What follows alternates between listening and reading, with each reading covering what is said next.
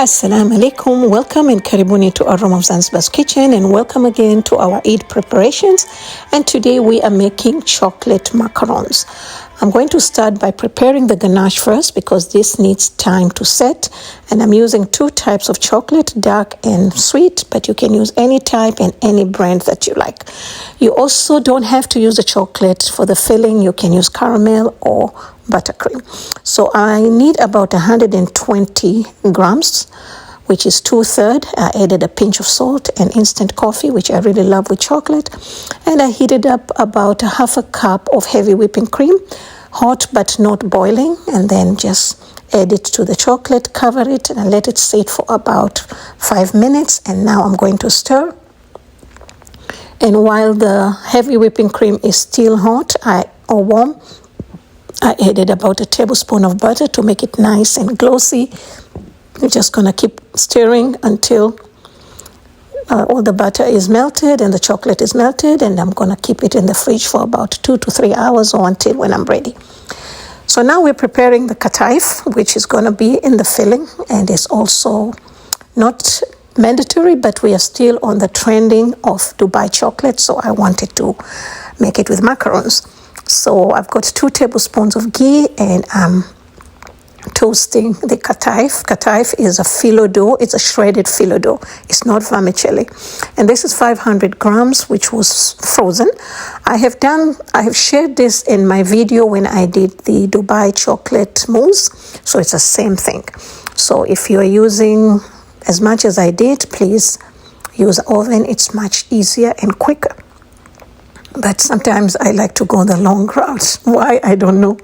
So this took me about 45 minutes to get this done, to get it nice, beautiful, and golden, and my whole kitchen was messed up. And then after that, I put it in the tray to cool. And once it has cooled, I'm going to prepare the filling. Just a handful, not much, just enough for the macarons. And to that, I added about 2 tablespoons of the pistachio paste. You can make one yourself, or you can buy. I got this from Oman, and then some tahini. Now, this part you have to adjust and see how you like it. If you like it dry, you like it little moist, you like it more sweeter. Okay, so I'm just going to mix this well. And once that's done, we are going to start with the macarons.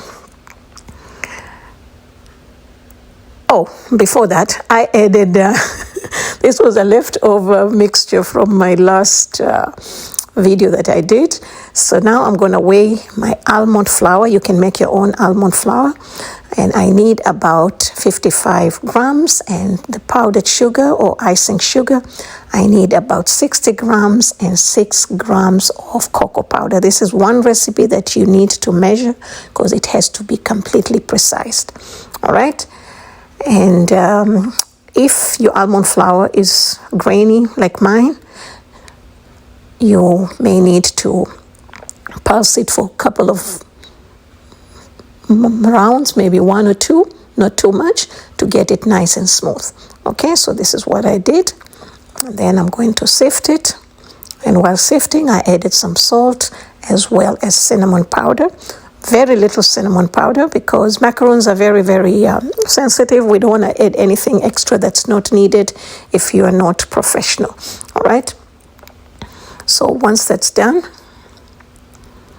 I'm going to start with the sugar. I need granulated sugar, about 45 grams, and egg whites that are in room temperature, completely room temperature, about 50 grams. And I'm keeping my tray ready. And if you want, you can print these, as a guidance to get a proper size and shape. But I'm not going to use that. That's just for you to know. All right, so I'm going to start whisking my egg whites. And you want to make sure that the bowl is completely oil-free.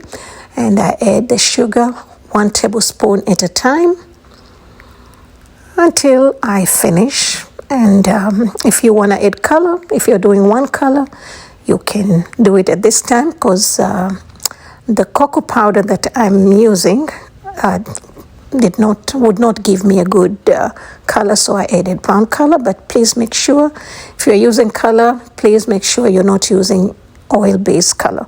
All right, so I'm gonna keep making the meringue until it's nice and glossy like this, and when you flip over the bowl, you see that it doesn't move. All right, so now I'm going to add the dry ingredients. If you've seen my previous video I've done 3 years ago for the plain macarons, I added the color at this point, so you can do it either way.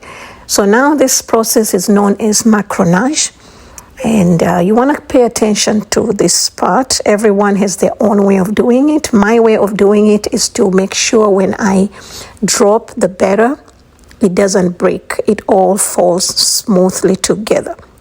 All right, so I keep doing 3 times, 4 times, so just like that.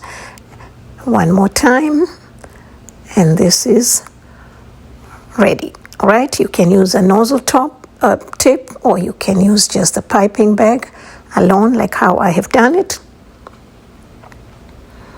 And yeah, so we're ready to pipe these, and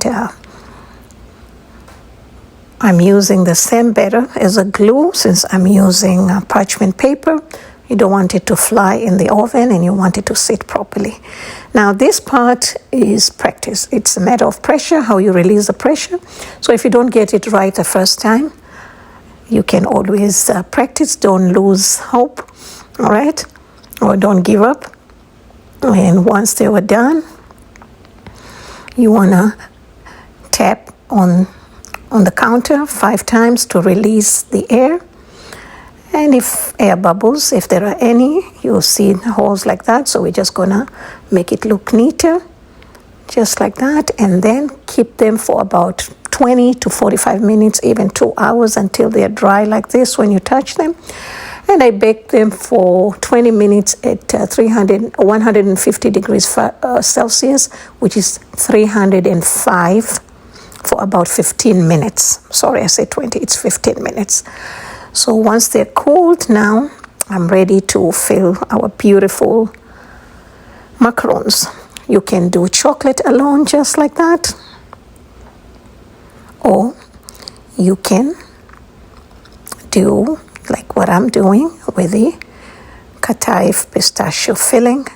And thank you so much for watching. For more recipes, please visit me at Aroma of Zanzibar. You'll find all the ingredients and the measurements in the description box below. And I wish you all a wonderful Eid. Bye-bye.